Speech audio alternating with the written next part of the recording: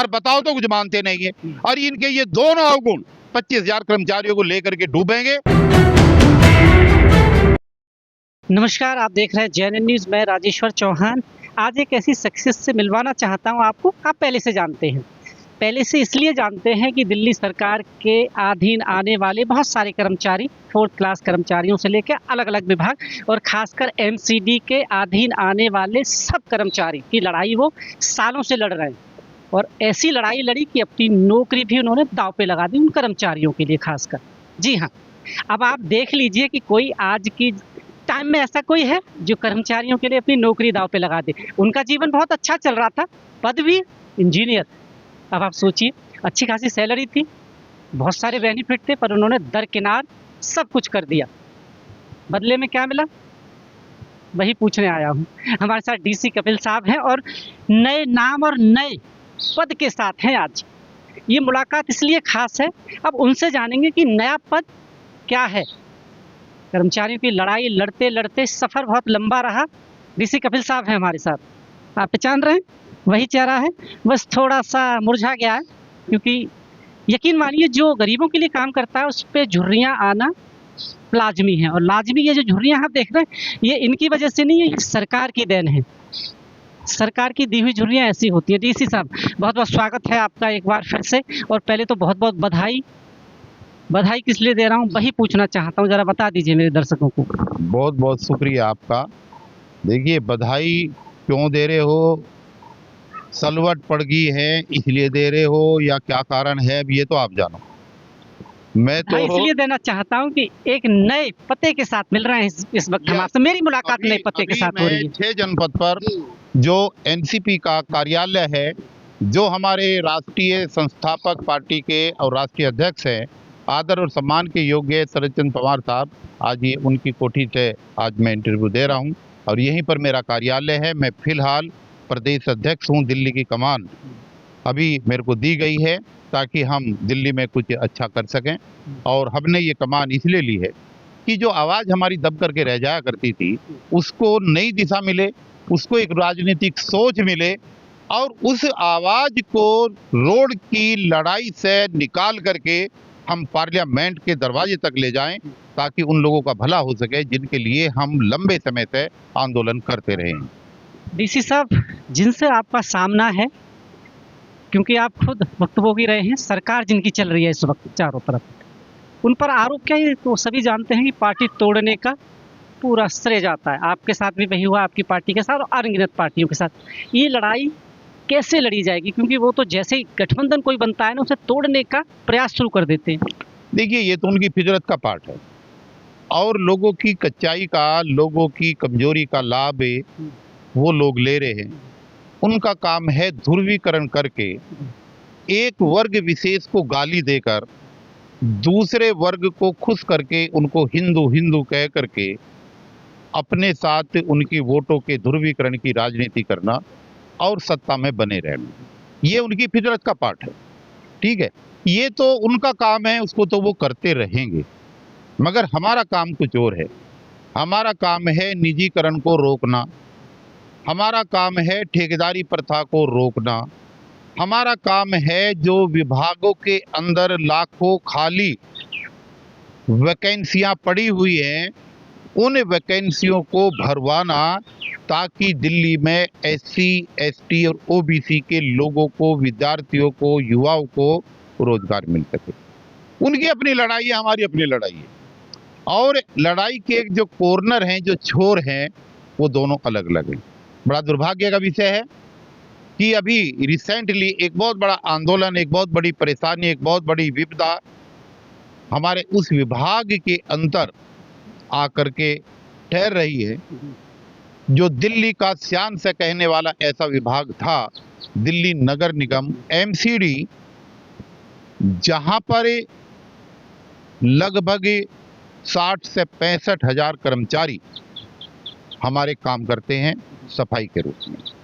और उन कर्मचारियों में लगभग 90% लोग वो हैं जो मात्र अनुसूचित जाति के हैं और वो लंबे समय से वो और उनके बुजुर्ग इस पेशे से जुड़े रहे हैं।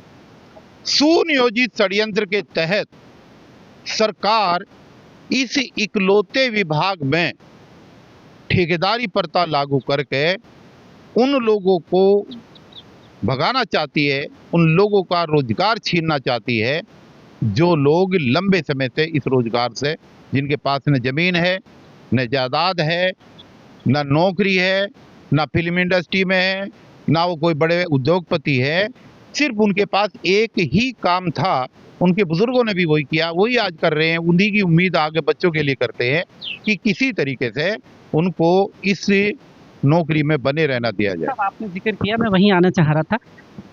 आप बहुत सालों से लड़ते आ रहे हैं कि ठेकेदारी हटाओ, पर सरकार ठेकेदारी तो नहीं हटा रही है, ऊपर से लागू कर दिया। अभी जैसे आपने भी बोला, अभी फिलहाल की बात यह है कि हर जोनों में 50 से 60 लोगों के लिए यानी टोटल 600 लोगों की भर्ती कर दी है ठेकेदारी पे ही। और इसके लिए सिविक सेंटर पे एक धरना भी चल रहा है, जो यहाँ की यूनियंस हैं, उसे कैसे देखते हैं आप? देखिए, धरने वाले लोग धरना करें, पैदल मार्च वाले लोग पैदल मार्च करें, स्वागत करने वाले लोग स्वागत करें और हड़ताल करने वाले लोग हड़ताल करें। जो भी साथी जो कर रहा है उनका स्वागत है, लेकिन एक बात जरूर है कि ऐसी दुख की घड़ी में भी जो लोग इकट्ठा नहीं हो सकते समाज के लिए, ऐसे लोगों को धिक्कार है अपने आप को नेता कहने की। उनको अपने आप को नेता कहने का हक नहीं है। अरे 3 ग्रुप हैं यहाँ पर, कोर समस्त यूनियन कोर कमेटी के 2 ग्रुप और एक मजदूर फेडरेशन। अरे तुम एक ही परिवार के लोग, एक ही जाति के लोग, एक ही दुख और तकलीफ को झेलने वाले लोग, तुम 3 ग्रुप के लोग एक जगह बैठ करके समझौता नहीं कर सकते, तो भारतीय जनता पार्टी की दिल्ली सरकार से, एमसीडी की सरकार से और केंद्र की सरकार से, जो तीनों स्तरों पर ट्रिपल इंजन सरकार दिल्ली में काम कर रही है, कैसे लड़ पाओगे? क्या इसी वजह से? आपने बहुत बड़ी बात कह दी, मैं पूछने वाला था पर आपने खुद ही सारे में बहुत बड़ी बात कह दी। इसी वजह से शायद ये जीत नहीं पाते, क्योंकि सरकार को भी और उस महकमे को भी कहीं ना कहीं ये पता है कि इनकी आपस में ही एकीकरण नहीं है, और जब एकीकरण नहीं होता तो तितर बितर होना लाजमी है, शायद इसी का फायदा मिलता है। निश्चित रूप से देखिए, जिस विभाग के अंदर सैकड़ों आईएएस अफसर लगे हुए हैं, जिस विभाग के अंदर पूरी पॉलिटिकल पार्टी लगी हुई है, तो क्या वो उनको दिमाग नहीं है? उनको नहीं पता कि ये जो धड़ों में बटा हुआ समाज है, जब ये धड़ों में बटा रहेगा तो ये हमारा कुछ नहीं बिगाड़ सकते। सरकार और शासन दोनों को ये बात अच्छी तरह पता है कि ये कभी इकट्ठे नहीं होंगे। तो जो उनको पता है वो इनको क्यों नहीं पता? इनको भी तो पता होना चाहिए। और देखिए, मैं एक बात आपके चैनल के माध्यम से बड़ा स्पष्ट बता देना चाहता हूं, अगर कभी भविष्य में एमसीडी का निजीकरण हुआ तो निजीकरण के बाद में जो पक्का कर्मचारी आज रेगुलर है, उस पक्के कर्मचारी को कोई नुकसान नहीं होगा। जो देश की निजीकरण की व्यवस्था का पार्ट है, कानून है, उस कानून के अंदर मेरे नाम की किताब देश के किसी भी बुक सेलर से आप ले सकते हैं। उसके अंदर एक मॉडल बना हुआ है कि निजीकरण कैसे होगा, मुझे पता है उस बारे में। ठीक है, जो पक्के कर्मचारी हैं, जिस दिन निजीकरण होगा उनको जो भी सुविधाएं मिल रही होंगी, वो तमाम सुविधाएं उनकी डेट ऑफ रिटायरमेंट तक एज इट इज रहेगी। ये प्राइवेटाइजेशन का पहला सिद्धांत है। अब आ जाओ दूसरे पहलू पे। उन पक्के कर्मचारियों के अलावा जितने भी कर्मचारी होंगे, वो चाहे डेली वेजर हो, चाहे ठेके पर काम करने वाले लोग हों, उन तमाम साथियों का सर कत्ल कर दिया जाएगा। या तो उनको डिपार्टमेंट से निकाल दिया जाएगा, या फिर उनको किसी ठेकेदार के अंडर में करके किसी प्राइवेट एजेंसी के अंडर में, थर्ड पार्टी जो होती है, उसके अंदर में कर दिया जाएगा, जहां पर ठेकेदार उनको डील करेगा। तो मैं ये जानना चाहता हूं, देखिए दुर्भाग्य ये नहीं है राजेश्वर भाई, दुर्भाग्य ये है एमसीडी का कि जिनकी लड़ाई है, लड़ाई किसकी है? पक्के कर्मचारियों की लड़ाई नहीं है, लड़ाई है कच्चे कर्मचारियों की। जो 25,000 कर्मचारी 30 साल से जिन्होंने अपनी जवानी लुटा दी, जिन 25 हजार कर्मचारियों में से हमारी माताएं और बहनें ऐसी हैं जो जवानी के समय में यहाँ पर सफाई के व्यवसाय में लगी और आज बुढ़िया हो गई, कहीं तो कच्चे रिटायर भी हो गए। उन 25,000 कर्मचारियों के भविष्य का क्या होगा? हवा सिंह की तरह जो उधर एनडीपीएल में हुआ था, उसकी तरह जब लोग 60 साल के बाद जो के त्यों कच्चे के कच्चे ही रिटायर हो जाएंगे तो इनकी लड़ाई कौन लड़ेगा? और अगर प्राइवेटाइजेशन हो गया और ठेकेदारी प्रथा लागू होगी, और होगी नहीं, हो चुकी है, तो इनकी लड़ाई कौन लड़ेगा? अब सवाल यह है कि जिन लोगों का कुछ नहीं बिगड़ना है, जिन लोगों का कुछ भी नहीं बिगड़ना है, पक्के कर्मचारियों का, वो तो है नेता, वो नेता है ना। और जिनका बिगड़ना है, जिनका सब कुछ लुटना है, वो 25,000 आदमी पागलों की तरह उनके पीछे लगे हुए हैं, जिनका न निजीकरण में नुकसान है और न ठेकेदारी प्रथा में नुकसान है। अब आपने अच्छा याद दिला दिया मुझे। आपको याद होगा एक 28 दिन की हड़ताल हुई थी दिल्ली में, 28 दिन की, पर कर्मचारियों के तो भविष्य नहीं बदले, पर जिसको लेकर वो लीड कर रहे थे, मैं नाम लेने की शायद जरूरत नहीं समझता, आप समझदार हैं, उन्हें बहुत बड़ा पद मिला। कर्मचारी आज भी वहीं के वहीं है। जैसे आपने कहा कि नेता बन गए, बहुत सारे लोगों की दिक्कत यही है कि लीड करने के बाद उन्हें तो बहुत कुछ बेनिफिट मिले और आज भी शायद बेनिफिट के पद पर हैं वो, पर हड़ताल अभी भी जारी रहती है। इसे कैसे देखिए, मैं तो दिल्ली की मुख्यमंत्री से, रेखा गुप्ता जी से हाथ जोड़ करके विनम्रता के साथ आपके चैनल से एक अपील करना चाहता हूं कि आप कम से कम सफाई कर्मचारी आयोग के 100 चेयरमैन बना दो, 100 एकदम बना दो, 100, ठीक है, ताकि ये एमसीडी के सारे नेता जिनकी राल टपकती फिर रही है, ये सारे के सारे चेयरमैन बन जाएंगे। ये जो जड़ है ना, ये जो नालायकी कर रहे हैं, ये सब के सब चेयरमैन बनना चाहते हैं। जो भी इन तीनों ग्रुपों को लीड कर रहे हैं, ये सारे के सारे लोग सफाई कर्मचारी आयोग के चेयरमैन बनना चाहते हैं, समझे? और उस सफाई कर्मचारी आयोग के चेयरमैन बनने के लालच में ये अपनी बिरादरी के, अपने भाइयों का, अपने माताओं का, अपने बहनों का 25,000 लोगों का गला कटवाने के लिए आतुर है। और ये धरती का आदमी तो क्या, ईश्वर भी कभी इनको माफ नहीं पड़ेगा, इनके कीड़े पड़ेंगे, सबका देख लेना। वापस आपको यहाँ लाना चाहता हूँ। एमसीडी रीढ़ की हड्डी मानी जाती है किसी भी देश प्रदेश की। अब आप देखिए, जो रक्षक ही भक्षक बन जाए, मैं आपको याद दिलाना चाहता हूँ, फिलहाल की बात है साधारण डीसी। अगर डीसी की बात करें तो वही सब कुछ है, यानी कि पूरा कर्मचारी का भविष्य उनकी कलम में है, और वो रिश्वतखोरी के आरोप पे, और आरोप नहीं, सरेआम पकड़े गए सर, सीबीआई के छापे से। इसे कैसे देखते हैं? क्योंकि अभी तक ये कहा था छोटे मोटे लोग तो पकड़े जाते थे, पर जब इतना बड़ा अफसर ही लिप्त हो तो भविष्य कौन सुधारेगा इनको? देखिए, हो क्या रहा है राजेश्वर जी, एक वकील के पास एक भोला भाला कर्मचारी जाता है, वो कहता है कि भाई एक बात बता, तेरे को 10 लाख रुपए मिलेंगे, मुझे क्या देगा? वो कहता है जी मुझे दिला दो जो कहते हो। वो कहता आधे मुझे देना, ठीक है, और उसका केस वो लगा देता है। उसकी जान पहचान, उसकी पकड़ और उसकी सेटिंग ऐसे लोगों से जिनकी आप बात कर रहे हैं, डीसी है, एसी है, ठीक है, वो उन आधे पैसे उनको देता है और उस आदमी का तुरंत काम हो जाता है, उसको चेक मिल जाता है।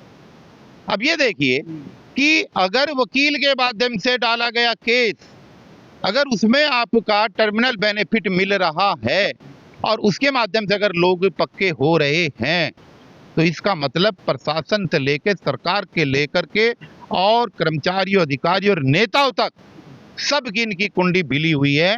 ये भ्रष्टाचार में बिल्कुल पूरी तरीके से डूबे हुए।